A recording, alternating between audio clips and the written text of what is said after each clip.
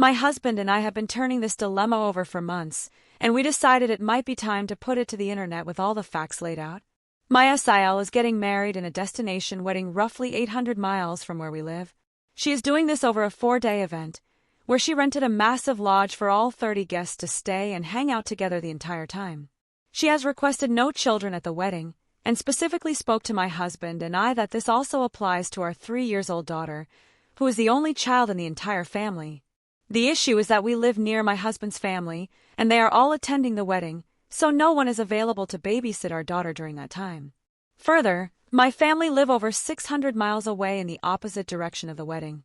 We do have friends locally we would trust, but one is just about to move away, and the other will have just given birth, so they're not able to help. We don't trust a babysitter for 4 days, and we don't have a nanny or anything like that. His entire family is very upset about the prospect of just my husband attending and me staying home with our daughter, to the point where they're bringing it up every couple of weeks and heavily pressuring us to figure something out. They really want us to send her to my family. My biggest concern with that is I only trust 2 members of my family to watch my daughter for an extended period of time: my 2 oldest sisters and my aunt.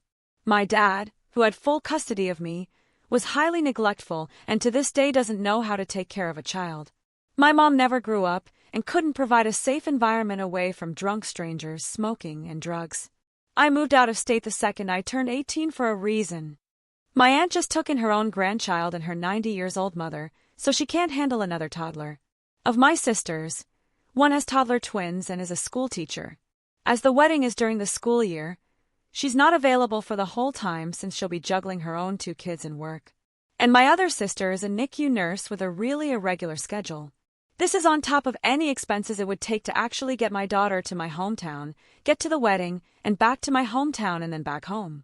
As a last resort, we offered to find our own accommodation at the wedding destination and find a local babysitter for the actual wedding events, also all at our own expense.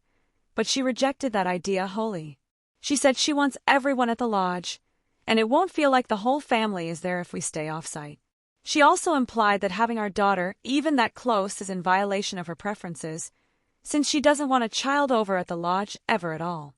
So this is the part where I might be the asshole. We could technically fly in a friend we do trust to stay at our house with our daughter for the duration of the wedding, and she's even offered to do so. My hesitation here, though, is that she has 2 kids of her own, one of whom is very high needs. And I'm technically her manager at work, and worry that creates a conflict of interest. So I told her no, but didn't tell my SIL about this option. But at this point I'm mostly just fed up. Even if my friend flew up, I'd be anxious the whole time about my daughter. I don't want to be away from her for 4 days, leaving her in the care of someone who is basically a stranger, when I'm so far away. I'm not preventing my husband from going.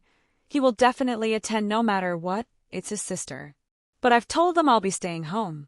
Everyone is very upset with us. My husband is upset because he feels in the middle. Ada, should I just suck it up and fly out my friend? Should I send her to my family anyway despite my concerns, and just make them sort it out? Should I continue to search for alternative options? Adding that I'm also just a little upset about my daughter being specifically excluded, because this is the second time his family has done that to her. They all surprised my BIL in the Bahamas this past summer, and she was excluded from that event too. I stayed home with her then also. She is the only child in the family in over 25 years, but it's hurtful that they consider family events so important, but don't include the whole family.